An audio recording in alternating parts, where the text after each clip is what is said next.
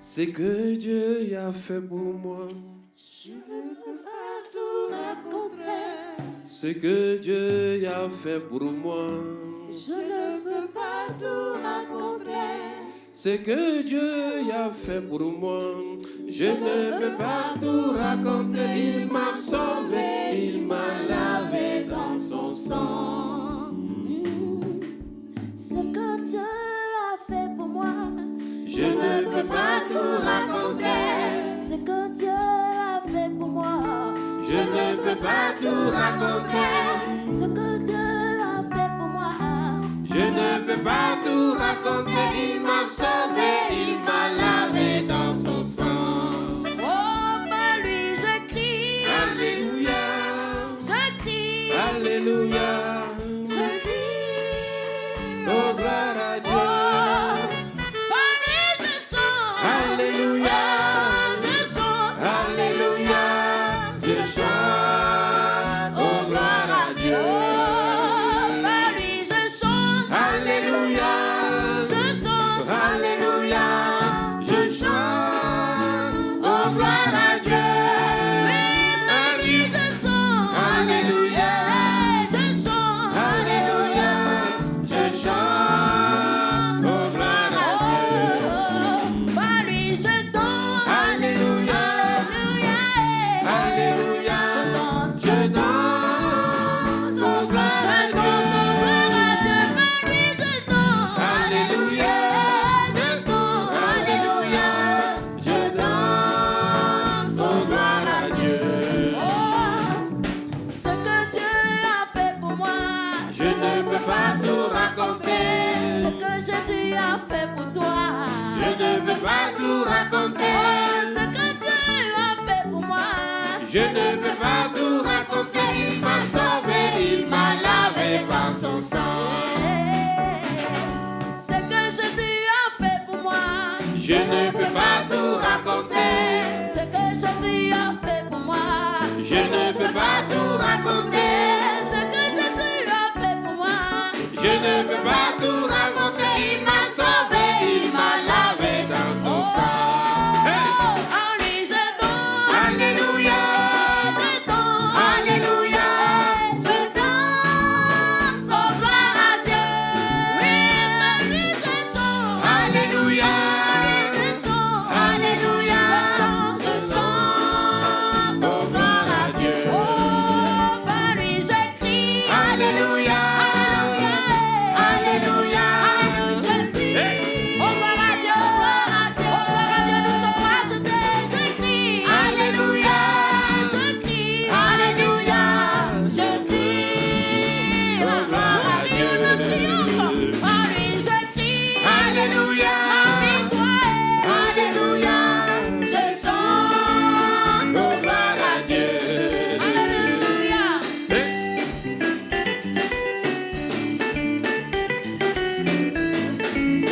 Nous chantons notre victoire en Jésus, par son sang qui nous a rapprochés de Dieu. Alléluia, Je danse, Alléluia. Je danse. Oh, gloire à Dieu. Alléluia. Dieu aime ses enfants. Il les délivre de leurs souffrances. Dieu aime ses enfants. Il les délivre de leurs souffrances. Quand il n'y a plus d'espoir, abandonné, méprisé, crois et sois confiant. Dieu pourvoira à tous tes besoins.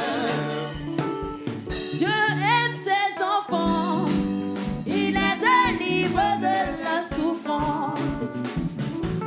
Dieu aime ses enfants, il les délivre de la souffrance. Dieu aime ses enfants, Dieu aime ses enfants. Il les délivre de leurs souffrances. Oh, Dieu aime ses enfants, Dieu aime ses enfants. Il les délivre de leurs souffrances. Quand Il n'y a plus d'espoir, abandonné, méprisé. Crois et sois confiant.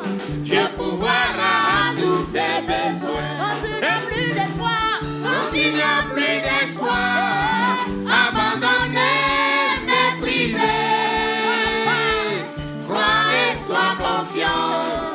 Dieu pourvoira à tous tes besoins. Dieu aime ses enfants. Et il est délivré de leurs souffrances. Dieu aime ses enfants.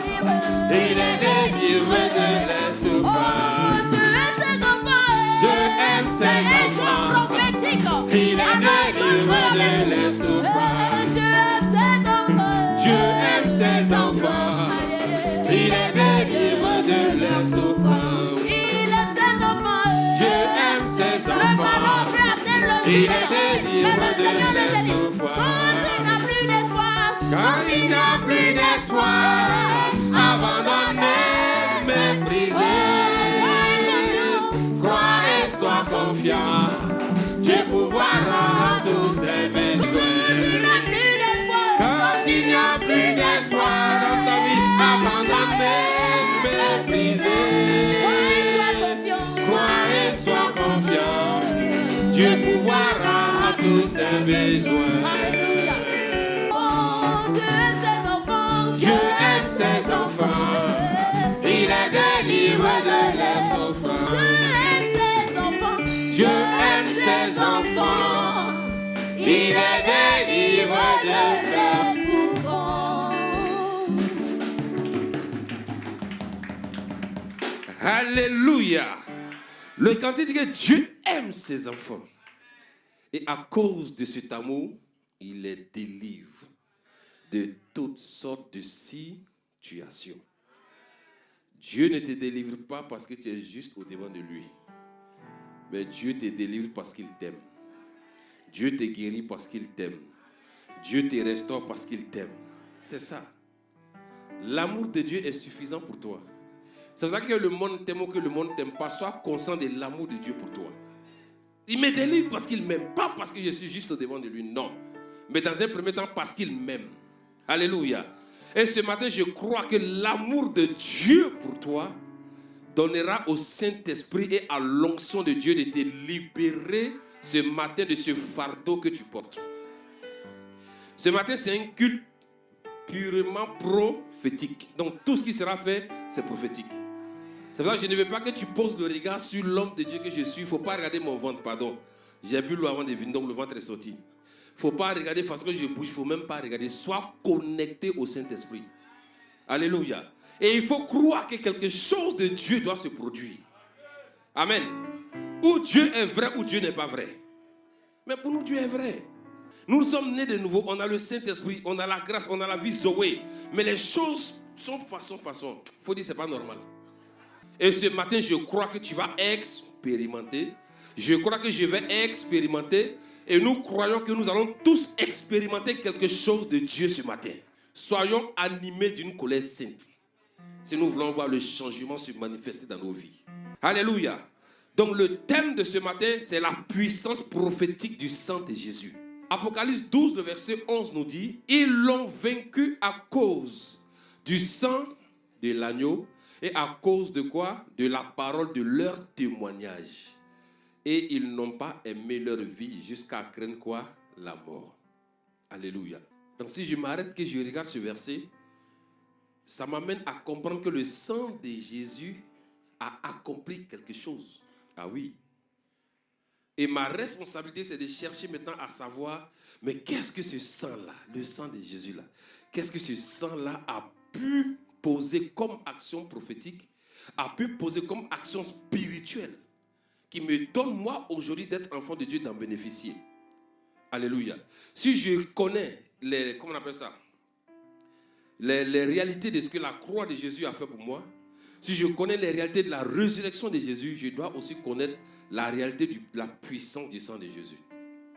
Très souvent, quand nous parlons du sang de Jésus, nous voyons seulement le sang de Jésus qui est venu peut-être nous effacer les péchés, qui est venu nous laver, qui est venu nous sanctifier. Et c'est ça, on prend comme proclamation, c'est vrai. Mais quand tu commences à grandir dans la révélation, il faut t'actualiser. Plus tu t'actualises, ça te donne de savoir comment tu vas marcher. Donc, Apocalypse dit qu'ils l'ont vaincu à cause du sang de l'agneau. Donc, je dois comprendre ce matin que le sang de l'agneau a vaincu un élément dans ma vie. J'ai dit quoi? Le sang de l'agneau a vaincu aussi un élément ou des éléments dans ma vie. Et donc si je connais ces éléments, je vais marcher quoi? Je vais désormais marcher dans le repos. Amen. Mais ce que je veux que vous compreniez ce matin, c'est qu'avant tout, sachez que le sang de Jésus est puissant, mais qu'il est rendu actif par l'Esprit Saint, par le Saint-Esprit. Il est puissant, mais c'est le Saint-Esprit qui rend le sang de Jésus actif. C'est lui qui introduit, c'est-à-dire sa puissance dans le sang de Jésus. Or, aujourd'hui, nous avons l'Esprit de Dieu en nous. Nous avons la présence de Dieu en nous. Et la parole de Dieu est claire que là où se trouve la parole et là où se trouve le sang, la Bible dit que le Saint-Esprit est d'accord. Il est d'accord quand on parle du sang de Jésus. Il est d'accord quand on parle de la parole de Dieu. Il est d'accord quand on révèle le mystère de l'œuvre achevée de Christ. Ça veut dire ce matin, si toi et moi, nous sommes conscients de la puissance du sang de Jésus, le Saint-Esprit, il va travailler. Alléluia. Il va travailler. Et ce matin, ma prière pour toi est que le Saint-Esprit travaille en toi.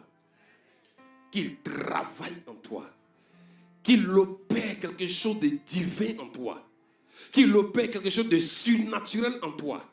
Qu'il opère quelque chose de fondamental en toi. Qu'il opère quelque chose de précieux en toi. Qu'il opère quelque chose de véridique en toi. De véritable en toi. Afin que quand tu vas sortir, que tu vois les retombées de cette manifestation qu'il fera à travers toi. Alléluia. Donc nous allons parler, comme je le dis prophétiquement, du sang de Jésus. Et la première chose dont nous allons parler, c'est la première effusion du sang de Jésus. Et cette première effusion du sang de Jésus, elle s'est passée à Gethsémani. C'est le sang qui a coulé à Gethsémani. Prenez avec moi Luc 22, à partir du verset 41. Puis il s'éloigna d'eux à la distance d'environ un jet de pierre. Oui. Et s'étant mis à genoux, il pria, disant, Père, oui. si tu voulais éloigner de moi cette coupe, toutefois que ma volonté ne se fasse pas, mais la tienne. Alors un ange lui apparut du ciel pour le fortifier. Étant en agonie, il priait plus instamment. Et sa sueur devint comme des grumeaux de sang. Reprends encore la partie là. Étant comment? Il était étant en agonie. Étant en agonie. Il priait plus instamment. Il priait plus instamment. Et sa sueur devint comme des grumeaux de sang. Et sa sueur devint quoi? Comme des grumeaux de... Qui faisait quoi? Qui tombait à terre. Qui tombait à terre. Donc la première effusion du sang de Jésus s'est produite à Gethsémani. C'était tellement terrible. C'était tellement difficile. C'était tellement compliqué qu'il priait plus instamment. Mais un événement s'est produit. La Bible dit, et sa sueur devient comme des grumeaux de sang, virgule, qui tombaient à terre. Pourquoi? Le sang de Jésus est tombé par terre, mais précisément dans le jardin de Gethsémani. C'est la question qu'on doit se poser. Son sang pouvait peut-être couler dans un autre endroit, dans un autre environnement.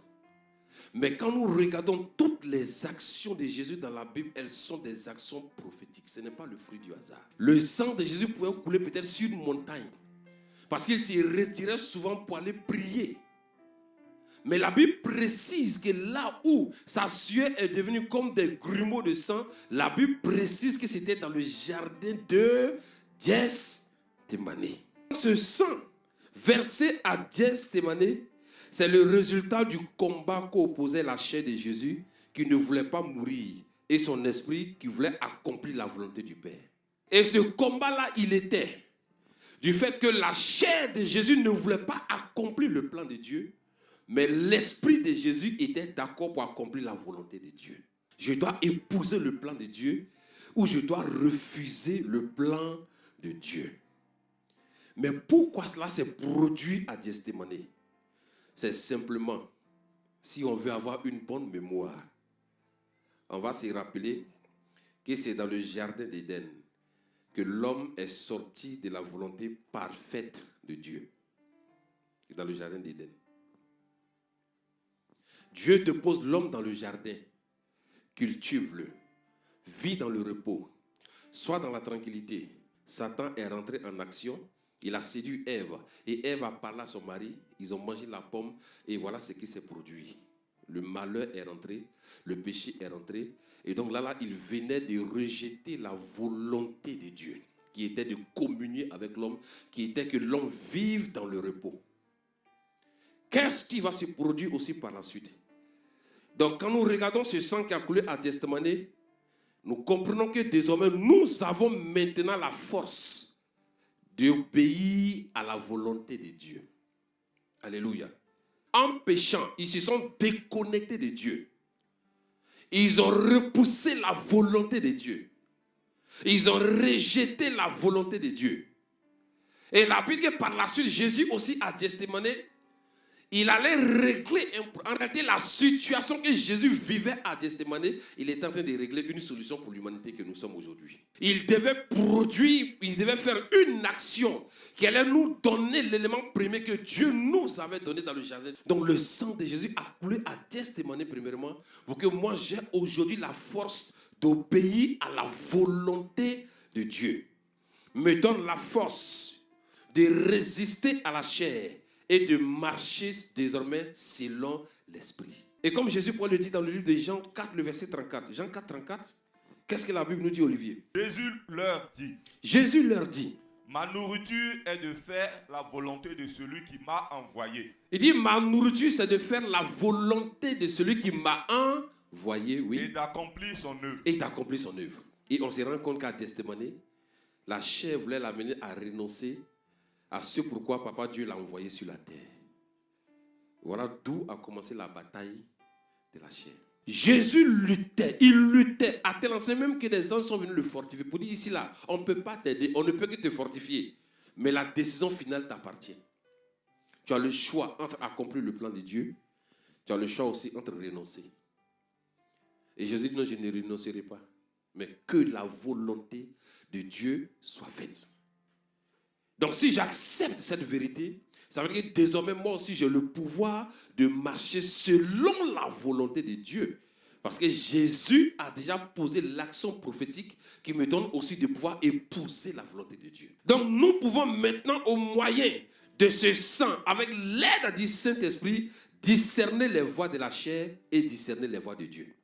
Et on peut aussi regarder dans Ézéchiel 28, le verset 6. Ézéchiel 28, 6. C'est pourquoi ainsi parle le Seigneur, l'Éternel. Oui. Parce que tu prends ta volonté pour la volonté de Dieu. Voici, je ferai venir contre toi des étrangers, les plus violents d'entre les peuples. Ils tireront l'épée contre ton éclatante sagesse. Et ils souilleront ta beauté. Ils te précipiteront dans la fosse. Oui. Et tu mourras comme ceux qui tombent percés de coups au milieu des mers. Alléluia. Et il dit, comme tu prends ta volonté pour ma volonté. Il dit, à cause de cela, ils te précipiteront dans la fosse et tu mourras comme ceux qui tombent percés de coups au milieu de quoi? De mers. Ça veut dire que si nous aussi, nous voulons marcher avec sagesse, notre responsabilité, c'est de marcher toujours selon la volonté de Dieu. Ah oui. Mais pour marcher selon la volonté, il faut arriver à discerner aussi la volonté de Dieu. C'est pour ça que celui qui rentre dans la volonté de Dieu, il est en sécurité. Parce que Dieu a une volonté commune pour chacun de nous. Il dit, ma volonté dans un premier temps, sur le plan spirituel ou naturel, est que vous soyez dans un premier temps en parfaite santé. Que votre âme prospère. Que vous soyez en parfaite santé. Telle est la volonté première de Dieu pour nous. Donc celui qui épouse la volonté de Dieu est en train d'épouser tous les éléments qui caractérisent la volonté de Dieu. C'est pour cela que le combat était rude à Gethsémani. Jésus en réalité n'a pas souffert à la croix, mais la souffrance véritable de Jésus s'est produite à Gethsémani. La première fois où Jésus s'assoit et il fait une déclaration où le monde était choqué. Jésus qui donne la vie Jésus qui guérit les malades, Jésus qui donne la vue aux aveugles. Jésus s'arrête et il dit à ses disciples, mon âme est triste jusqu'à la mort. Imaginez-vous la dépression que Jésus avait à testimonier. Au point de déclarer que son âme était triste jusqu'à la mort. Il dit, je serai pour vous une occasion de chute. Nous ne pouvons pas être des enfants de Dieu efficaces et marcher pleinement dans l'œuvre achevée de Christ si nous ne renonçons pas à notre propre volonté en épousant la volonté de Dieu. Maintenant, nous allons regarder la deuxième effusion du sang de Jésus. Le sang qui a coulé du dos de Jésus. Prends Ésaïe 50, le verset 6. J'ai livré mon dos à ceux qui me frappaient. Il faut bien parler. J'ai fait quoi? J'ai livré mon dos à ceux qui me frappaient. Donc Jésus dit qu'il a livré son dos à ceux qui le frappaient, oui. Et mes joues à ceux qui m'arrachaient la barbe. Je n'ai pas dérobé mon visage aux ignominies et aux crachats. Mais le Seigneur, l'Éternel, m'a secouru. Amen. On peut s'arrêter là. Il n'a pas livré son ventre. Il n'a pas livré la poitrine, mais la Bible précise que Jésus a livré son dos pour ceux qui le frappaient. Et nous avons vu que lorsqu'il a été frappé dans le dos, on a vu aussi que le sang aussi a coulé. Alléluia. Regardons un peu encore le psaume 129, le verset 3. Des laboureurs ont labouré mon dos. Ils ont tracé de longs sillons. Il dit des laboureurs ont labouré mon dos. Et ils y ont tracé de longs sillons. Je veux simplement que vous voyez l'image en fait. Soyez connectés et regardez et voyez l'image. Toutes les actions posées par Jésus sont des actions prophétiques. Ça veut dire qu'il n'y a aucune action prophétique plus puissante que l'action prophétique de Jésus à la croix. Il n'y a aucune action prophétique. Elle englobe toutes ces actions prophétiques. Donc tout ce que nous voyons aujourd'hui, c'est du folklore. On va poser une action prophétique pour ça, pour ça, pour ça. Ça, c'est des détails. Mais la véritable action spirituelle, reconnue par le ciel, reconnue par le monde spirituel, c'est l'action prophétique du sang de Jésus. Tout ce qui s'est produit à la croix, cela se résume comme des actions prophétiques. Ils y ont tracé de longs sillons. Ce n'est pas au hasard. C'est pour ça que vous allez voir qu'à la fin, Jésus a fait sortir une phrase. Tout est quoi? Accompli. Jésus est en train de nous dire que toutes les actions qu'il a posées, c'était des actions prophétiques. Et quand toutes ces actions se sont produites, à la fin, il s'arrête et il déclare que tout est accompli. Qu'est-ce qui est accompli? Regarde détail par détail ce que Jésus a fait. Donner son dos, frapper son dos, labourer son dos. Et ils ont tracé de longs sillons. Et le sang est versé là-bas. Donc en réalité, le dos de Jésus représente quelque chose. Alléluia. Le dos de Jésus représente prophétiquement aussi quelque chose. Le dos de Jésus représente quoi? Dans le corps, l'endroit qui porte les fardeaux. Le dos de Jésus, en réalité, quand on parle du dos, spirituellement, c'est l'endroit qui porte quoi? Les fardeaux. Alléluia. Il livrait quoi? Tes propres fardeaux.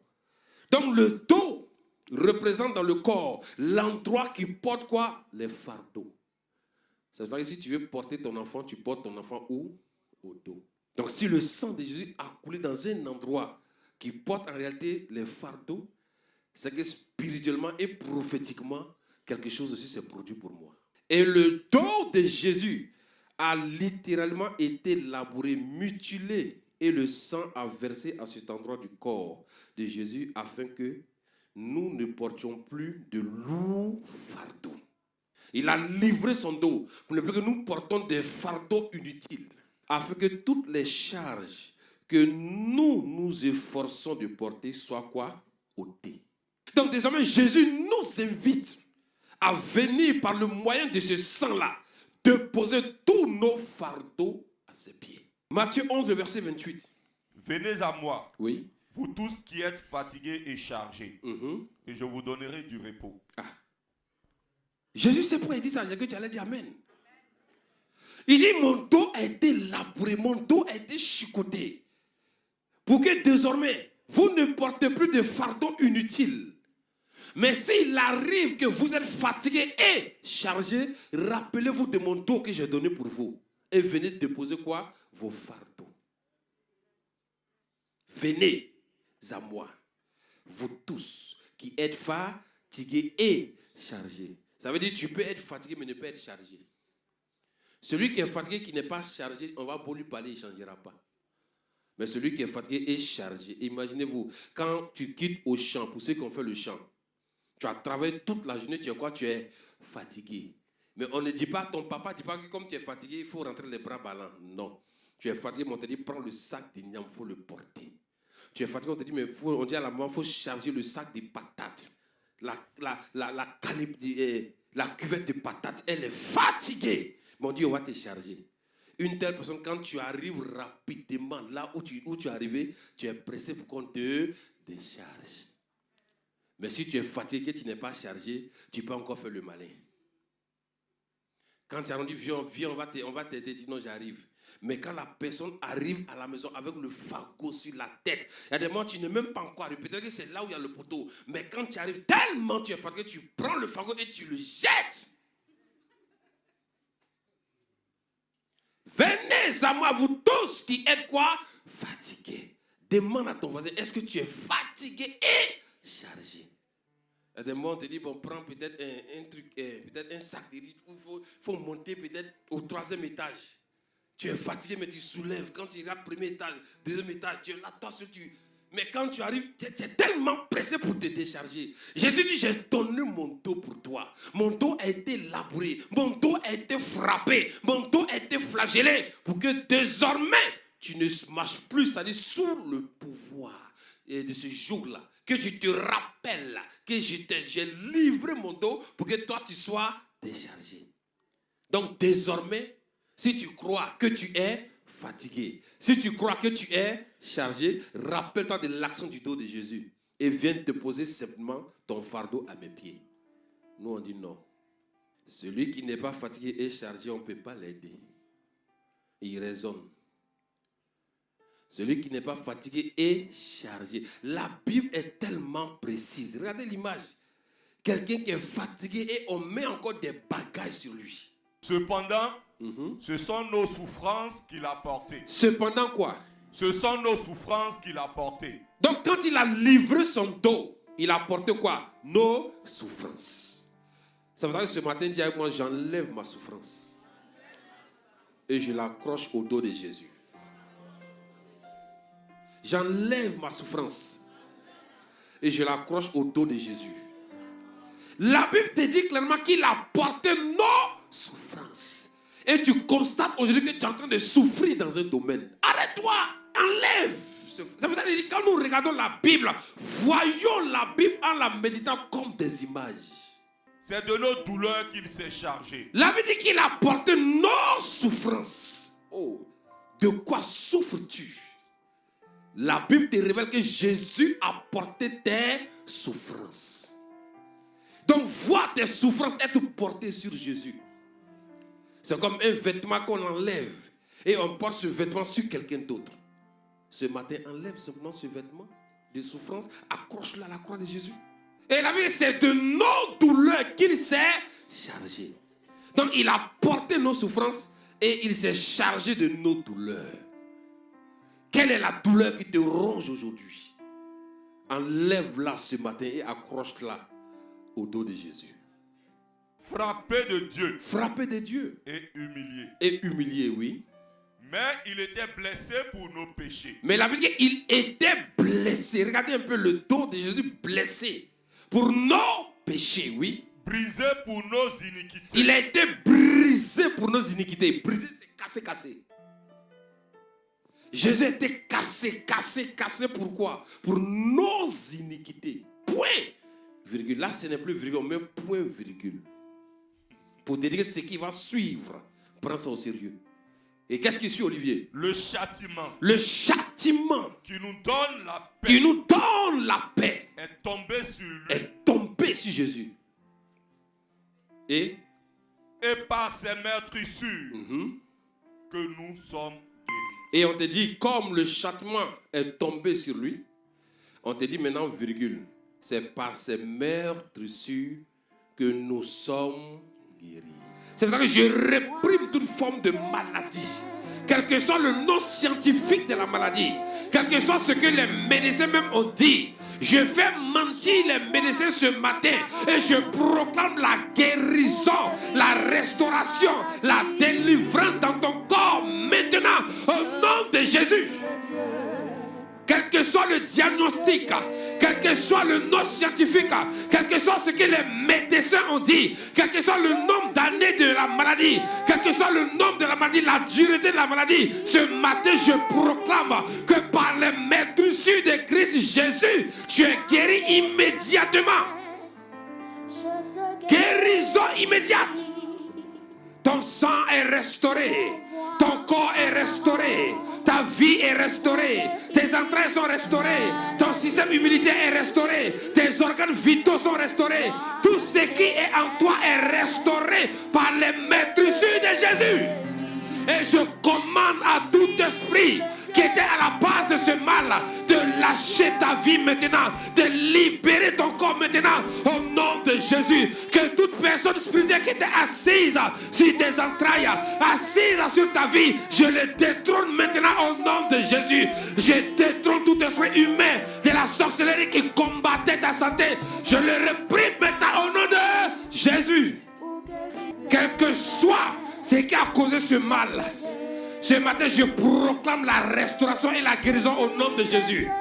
La Bible déclare que la femme avait la paix pendant 12 ans. Mais Jésus l'a guérie. Jésus l'a restaurée. Ce matin, ton corps est restauré. Tout est restauré en toi au nom de Jésus. Tout organe défaillant dans ton corps est remplacé ce matin au nom de Jésus. Je dis est remplacé au nom de Jésus. Tout organe défaillant dans ton corps est restauré ce matin au nom de Jésus. Tout ce qui est défaillant dans ton corps est restauré ce matin au nom de Jésus. Je dis au nom de Jésus. Que l'onction qui brise le joug de la maladie sur ta vie au nom de Jésus. Que la maladie soit détrônée ce matin dans ton corps au nom de Jésus. Que la maladie soit déracinée dans ton corps au nom de Jésus. Quelle que soit la provenance de ce mal, je maudis ce mal à sa racine au nom de Jésus. Je maudis ce mal à sa racine au nom de Jésus. Je maudis cette maladie à sa racine au nom de Jésus. Je maudis tout esprit, tout démon, toute personne qui a causé ce mal au nom de Jésus. Je maudis cette maladie au nom de Jésus. Je maudis cette stérilité au nom de Jésus. Je maudis à sa racine au nom de Jésus. Que l'onction de Dieu te rencontre ce matin. Que la puissance de Dieu te rencontre ce matin. Que le feu de Dieu te rencontre ce matin. Et que tout ce qui n'est pas normal dans ton corps soit consumé par le feu du Saint-Esprit ce matin au nom de Jésus. Au nom de Jésus. Que l'homme fort qui était assis et qui causait ce mal-là, ce matin que la terre s'ouvre et que la terre l'engloutit ce matin au nom de Jésus. Je dis à la terre d'engloutir cet homme fort qui combattait ta santé ce matin au nom de Jésus. Que cette femme soit engloutie par la terre ce matin au nom de Jésus. Que ces esprits soient engloutis ce matin par la terre au nom de Jésus. Que tout sacrificateur satanique qui combattait ta santé, que le feu de Dieu le rencontre ce matin au nom de Jésus. Je dis au nom de Jésus. Je dis au nom de Jésus.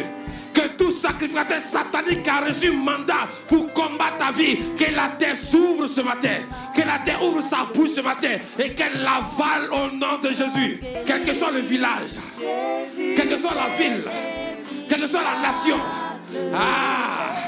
Aujourd'hui c'est confrontation contre confrontation, esprit contre esprit, parole contre parole, foi contre foi. Mais notre foi a un nom. Notre foi c'est Jésus. Nous présentons Jésus devant les bois sacrés. Nous présentons Jésus devant les rizières. Nous présentons Jésus devant les forêts. Et nous commandons maintenant que tout ennemi de notre destinée soit foudroyé ce matin au nom de Jésus. Celui qui tenait ton bonheur, qui tenait ta joie, ce matin, les anges de l'Éternel On dégaine les épées. On dégaine les épées. Ils sont en train de combattre. Est-ce que quelqu'un peut prendre l'épée de Dieu ce matin et commencer à combattre maintenant, à renverser maintenant? Quelqu'un peut se prier maintenant. Dis simplement, Seigneur, ce matin,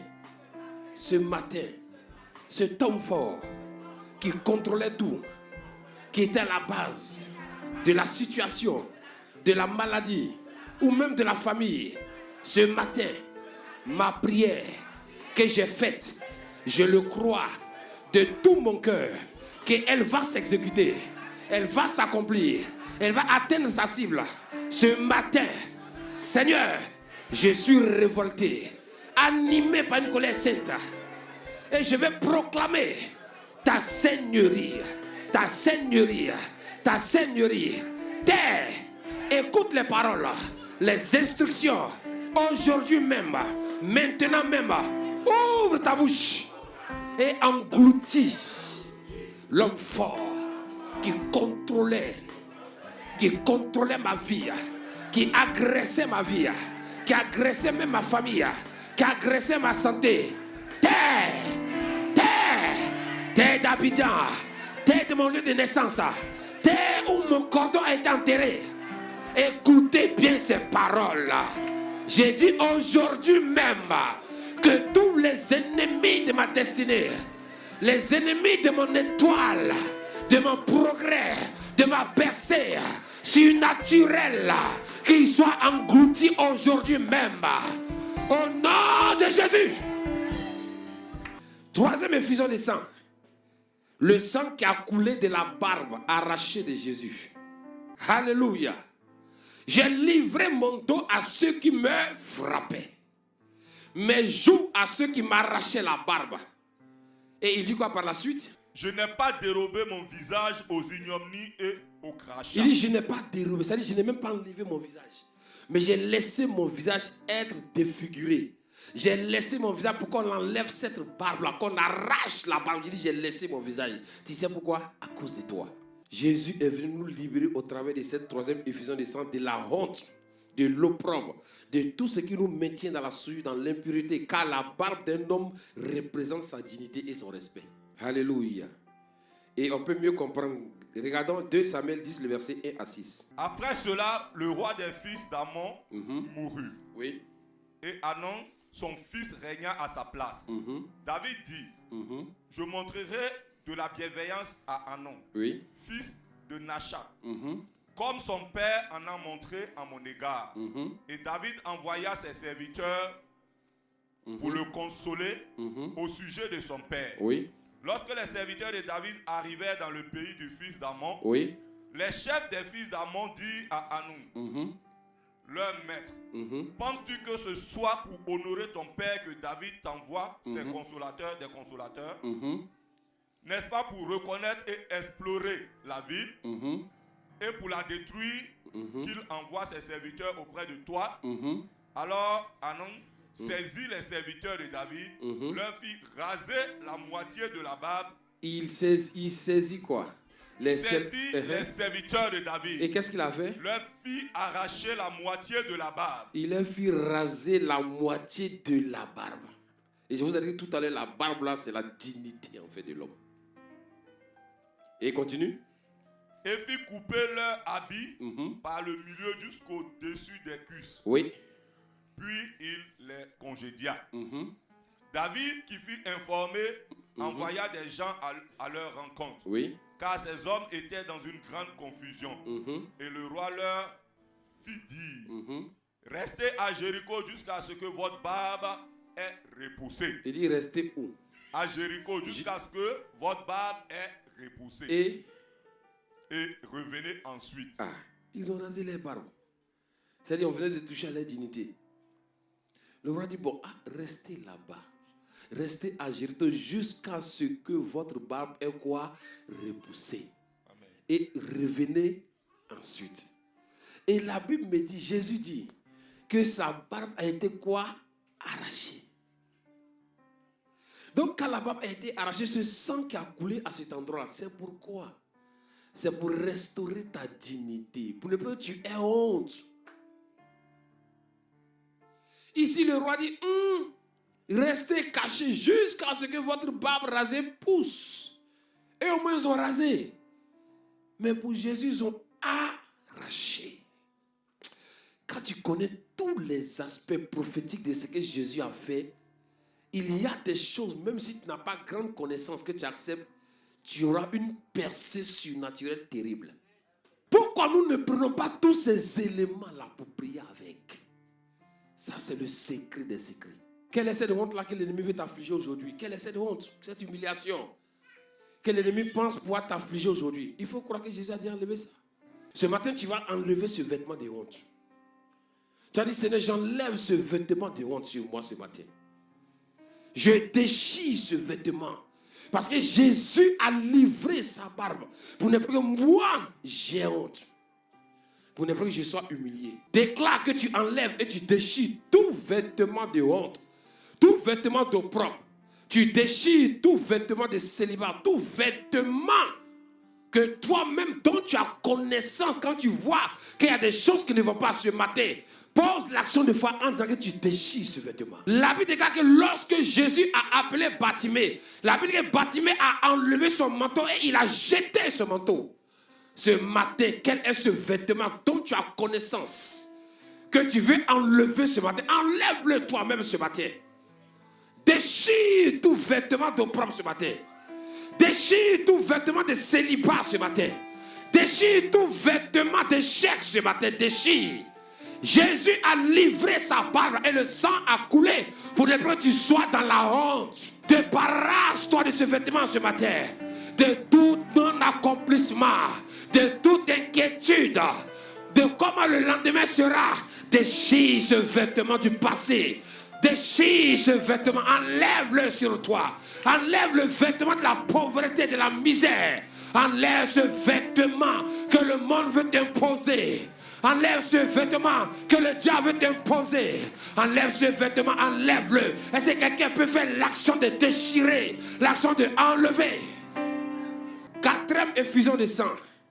C'est le sang qui a coulé de la couronne d'épines. La Bible dit, on fait porter une couronne d'épines à Jésus sur sa tête. Et il y a du sang qui a coulé. Donc ce sang qui a coulé à travers cette action prophétique, qu'est-ce que moi j'ai comme avantage?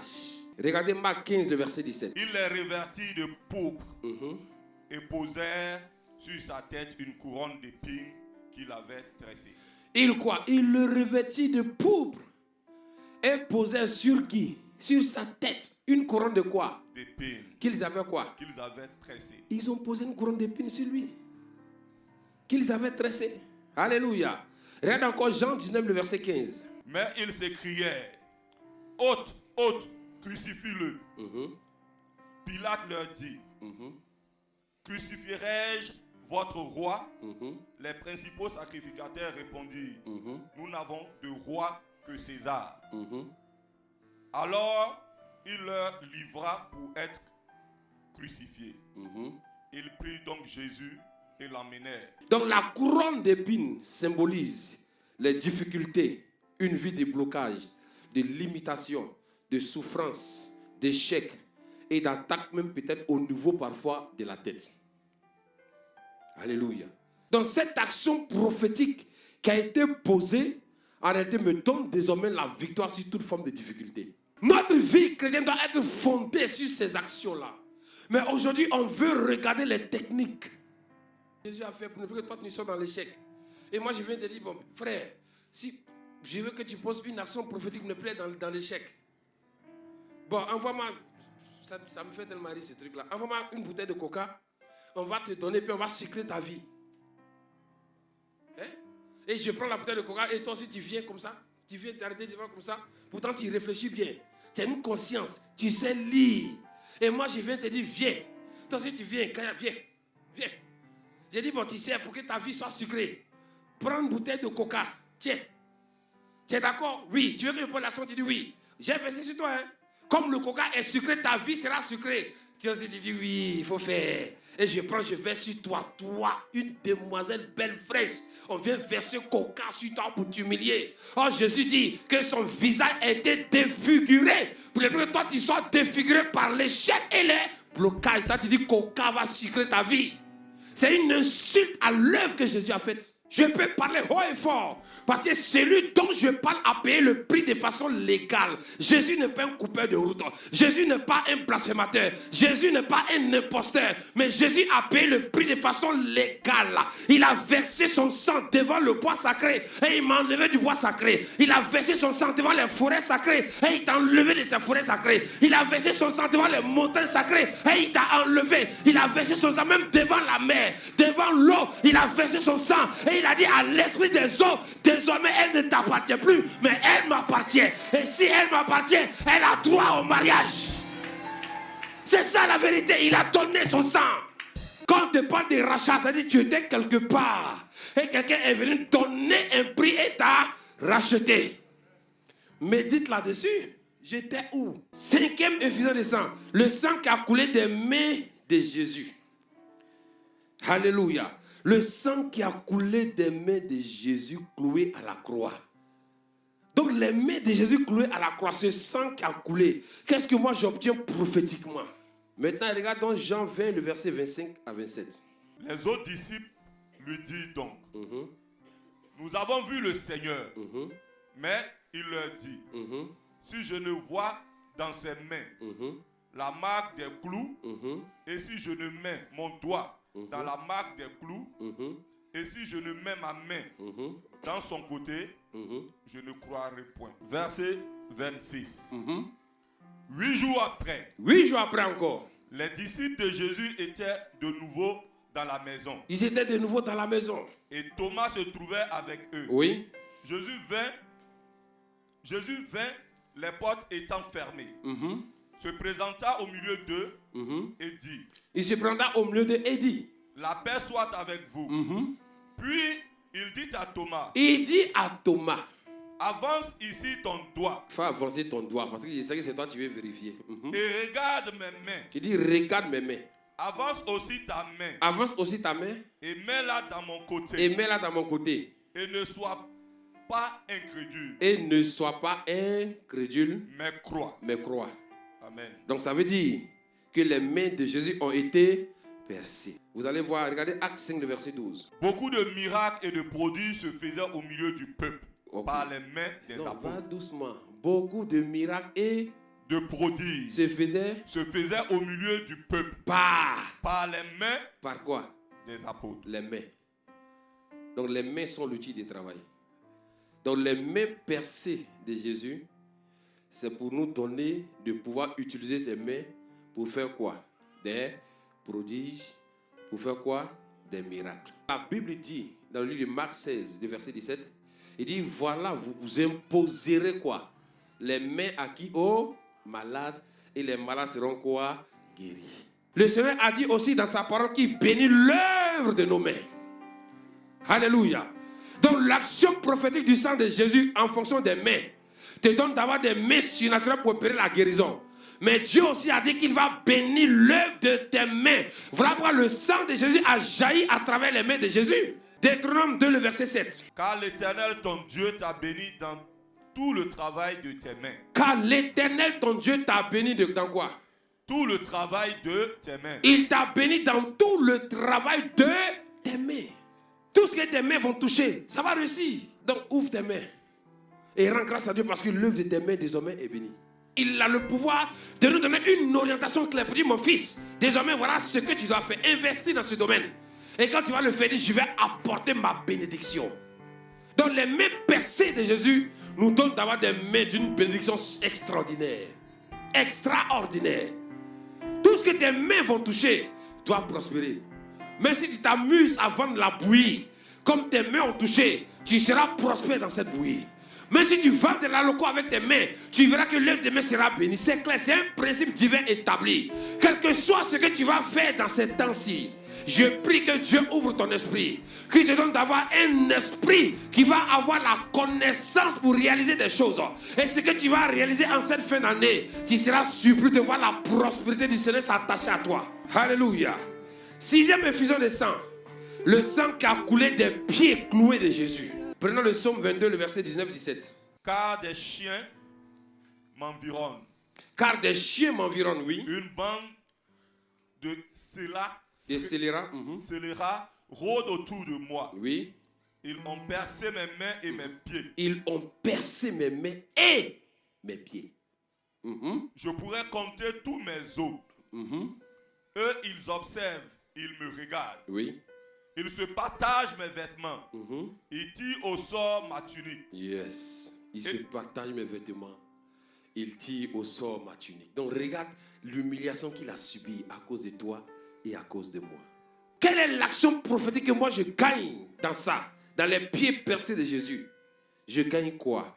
Prends Ésaïe 52, le verset 7. Qu'ils sont beaux. Qu'ils sont beaux. Sur les montagnes. Sur quoi les montagnes? Les pieds de celui qui apporte de bonnes nouvelles. Les pieds de celui qui fait quoi? Qui apporte de bonnes nouvelles. Donc les pieds de Jésus ont été percés pourquoi? Pour que désormais moi mes pieds soient des pieds qui apportent quoi? La bonne nouvelle. Les pieds représentent un moyen de transport accessible à tous. Il n'y a pas fait dire non, je n'ai pas, mais comme je n'ai pas de voiture, je ne vais pas me déplacer. On dit les pieds là. C'est un moyen de transport pour tout le monde. Mais si tu n'as pas de voiture, tu peux marcher. Alléluia. Prophétise sur tes pieds. Déclare des paroles.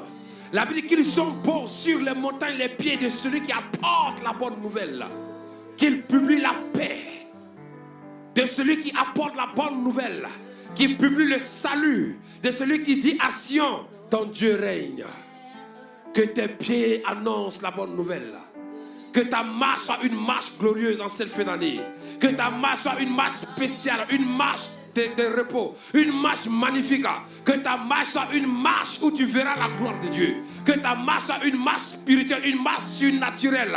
Et que tout lieu désormais que va fouler la plante de tes pieds, que le Seigneur se rappelle des pieds percés de Jésus et qu'il te donne ce lieu pour héritage.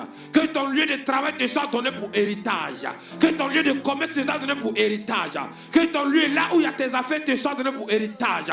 Que la marche en cette fin d'année soit une marche excellente, une marche glorieuse.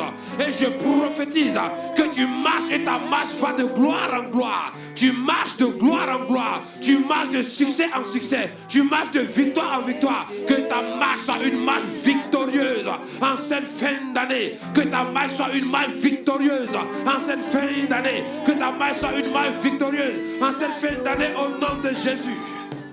Au nom de Jésus. Au nom de Jésus. Au nom de Jésus. Au nom de Jésus. Éphésiens 6, le verset 15. Il dit, mettez comme chaussure à vos pieds le zèle pour annoncer l'évangile de paix. Prononce maintenant que tu portes maintenant des chaussures du zèle pour annoncer l'évangile. Alléluia. Pour annoncer l'évangile de paix. Porte maintenant les chaussures du zèle ce matin. Porte les chaussures du zèle. Les chaussures de la motivation. Les chaussures qui te donneront de marcher chaque jour pour annoncer la bonne nouvelle. Alléluia. Éphésiens 6, le verset 15. Mettez comme chaussure à vos pieds le zèle pour annoncer l'évangile de paix. 7e effusion de sang. Le sang et l'eau qui ont coulé du côté de Jésus. La Bible dit qu'un des soldats lui perça le côté avec une lance. Et aussitôt il sortit du sang et de l'eau. Aussitôt il sortit du sang et de l'eau. Mais est-ce que pour tuer quelqu'un, on a besoin de faire tout ça là? Regardez, c'est pas au hasard. Papa Dieu dit non, Jésus, tu as fait les pieds, tu as fait les mains, tu as fait la tête, tu as fait tout, mais c'est pas encore achevé. Il faut que ton côté soit percé pour quelque chose. Et subitement, on perce le côté, le sang sort et l'eau sort. Quand le côté de Jésus put percer, il en sortit du sang et aussi de l'eau, source de vie, afin de nous redonner la vie et que nous vivions par lui. De nous redonner la vie que nous avons perdue en Éden. Il nous a donné la vie. Mais c'était pour déloger nos émotions, pour ne plus que nous, on vive selon nos émotions. C'est pour ça qu'on ne doit plus être émotionnel sur le plan spirituel. Où les émotions te déstabilisent. Où les émotions, tu es là et puis tu es assis en train de penser, réfléchir à la vie, à demain, au lendemain. Tout ça, Jésus a réglé ça. Il t'a montré que le côté a été percé pour mettre fin à tes émotions, pour te communiquer la vie. Parce que l'eau, c'est la vie. Et élève la voix maintenant et dit, Seigneur, merci parce que tout est accompli.